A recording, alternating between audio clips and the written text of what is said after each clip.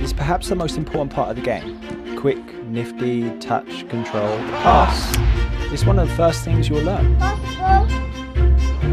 Pass the ball. And over the years, you'll likely pass the ball thousands of times. Short and sharp, long and driven, maybe some flicks and tricks to experiment. But wait a sec. Let's go back. There. That right there, you see that bounce, that's an issue, and left unaddressed can pose a big threat to your progression in the game. And it's not just the beginner thing. Even experienced players can struggle with this problem. And worst of all, they likely have no idea they're even doing it. Bounced into traffic. Kind of bouncing all over. He's bouncing back. This is how to cure your short pass technique, a problem you didn't realize you had.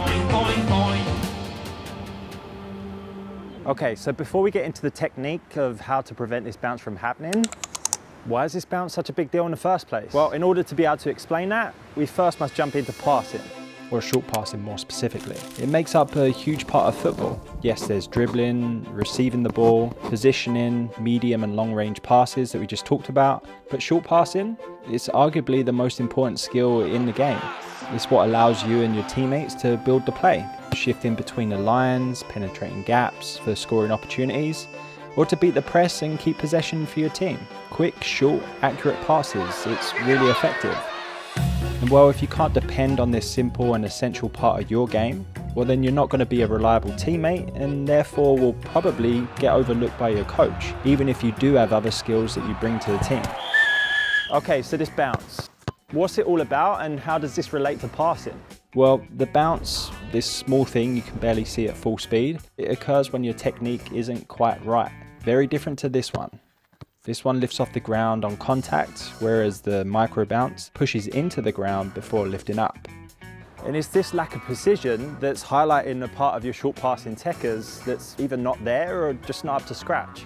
And whilst this might not seem like a big deal, bouncing the ball in such a way means less accuracy, less power, more follow through to compensate for the less power, more topspin, and of course more bouncing and bobbling, all of which is harder to control for your teammates, but also for yourself, wasting valuable time and opportunities.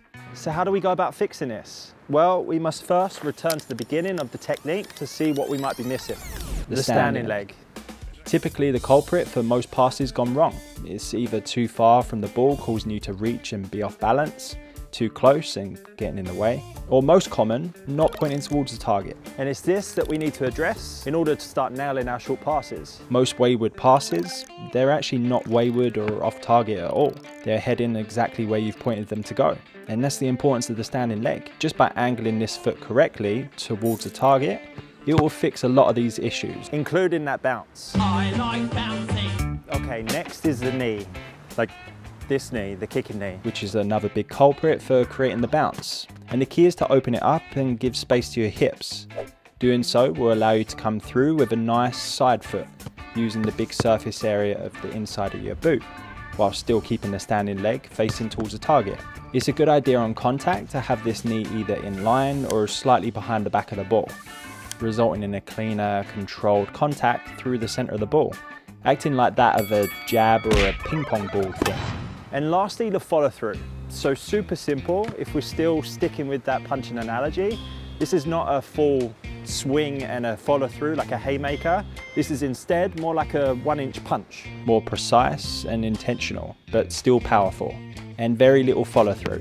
And this prevents the issue of too much topspin and side spin from occurring, which is more difficult to control for your teammates receiving the ball. And the same rules apply if you're on the move. So continuing to place that standing foot towards the target, then opening up your hips as you pass that ball through with a side foot, pushing through the back of the ball, cancelling the follow through, bringing it down to the ground as quickly as you can so that you can actually continue on your journey.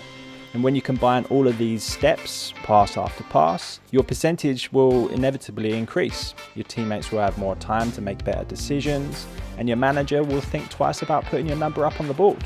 But if you really want to impress him, well then you're going to need to practice more in your own time.